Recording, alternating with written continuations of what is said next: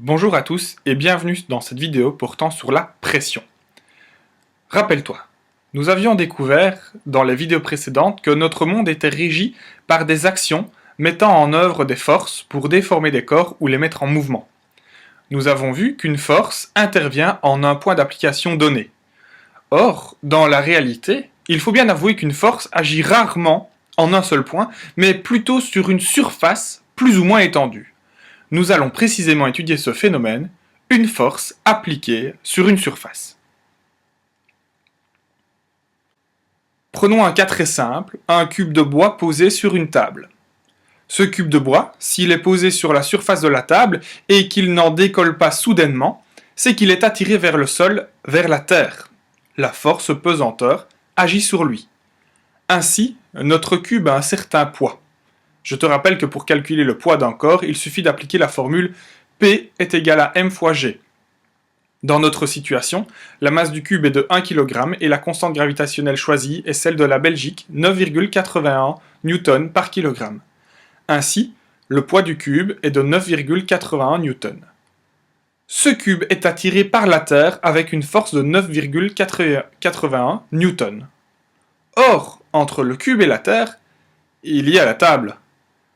Le cube exerce donc une force de 9,81 Newton sur la table. Mais comment cette force s'exerce-t-elle très concrètement sur la table? On pourrait dire qu'elle s'applique en un point, idée simplifiée mais qui pourrait être utilisée dans certaines situations, comme lorsqu'il s'agit d'étudier les actions réciproques. On pourrait néanmoins aller plus loin et se poser la question de savoir sur quelle surface s'applique cette force. Le cube considéré a des côtés d'une longueur de 10 cm. Transformons ces 10 cm en mètres, ça fait 0,1 mètre. Ainsi, par calcul simple de surface, la surface de contact du cube sur la table est de 0,1 mètre fois 0,1 mètre, c'est-à-dire 0,01 mètre carré. Dans cette situation, le poids du cube, la force pressante, s'applique sur une surface de 0,01 mètre carré, la surface de contact. Cette relation entre la force pressante et la surface de contact est tout simplement la pression exercée sur la table. De façon assez logique, la force exercée s'applique sur toute la surface. La force initiale est donc divisée par l'ensemble de la surface. Ainsi, la pression équivaut à la force pressante divisée par la surface de contact. Dans cette situation, la pression, notée P minuscule, est égale à 9,81 Newton divisé par 0,01 mètre carré, soit 981 Newton par mètre carré. De cette situation très simple, on peut tirer pas mal d'informations. Tout d'abord, la pression peut se définir de la façon suivante. La pression est bien le rapport entre l'intensité de la force pressante et l'aire de la surface sur laquelle elle agit. La pression se note P minuscule. Elle est exprimée avec les unités du système international de mesure en newton par mètre carré.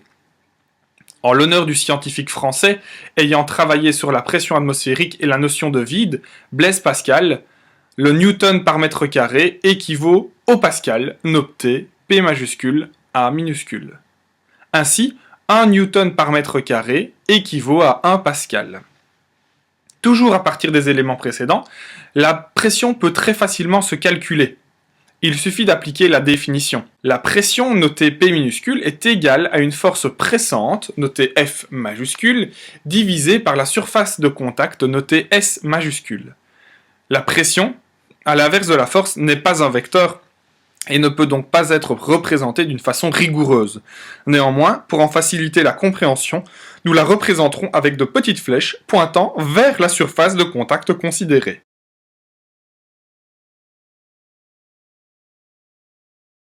Au travers des exercices portant sur la pression, on se pose souvent la question de l'enfoncement d'un corps. En effet, plus un corps exerce une forte pression, plus celui-ci peut s'enfoncer dans la surface si celle-ci est meuble. Ainsi, sachant que l'enfoncement est fonction de la pression exercée, si la pression diminue, l'enfoncement diminue également et inversement. Pour une force inchangée, si la surface augmente, alors la pression diminue et l'enfoncement est moins grand. L'inverse est également vrai. Nous reviendrons sur ce cas d'ici un instant.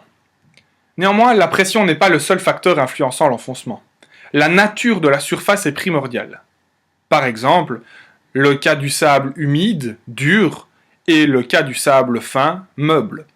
L'influence de la pression est donc essentielle quand on parle d'enfoncement, mais n'oublie pas, ce n'est pas le seul facteur. Pour intégrer au mieux les éléments qui viennent d'être expliqués, voici 4 exercices. Les 2 premiers font appel à ton raisonnement sans l'outil mathématique. Les 2 derniers te demandent de manipuler la formule vue. Applique la méthode données, inconnues, formule, solution. Réalise ces exercices sur une feuille à part, ils seront corrigés en classe.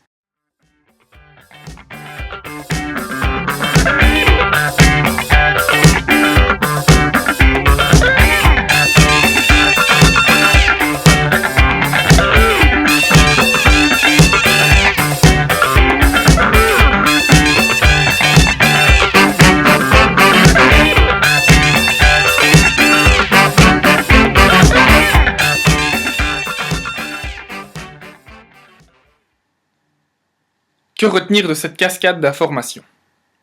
Tout d'abord, tu ne dois pas confondre force et pression. La pression est bien le rapport de l'intensité d'une force pressante et l'air de la surface de contact sur laquelle elle s'applique. La formule de la pression est P est égal à LF sur S. Dès lors, l'unité officielle de la pression est le newton par mètre carré ou le pascal. Enfin, la pression influence directement l'enfoncement. Si la pression augmente, l'enfoncement augmente, et inversement. En faisant varier les facteurs de la pression, on fait dès lors varier l'enfoncement. J'espère que cette vidéo t'a éclairé. N'hésite pas à la revoir et à poser toutes les questions nécessaires à ton enseignant. À bientôt!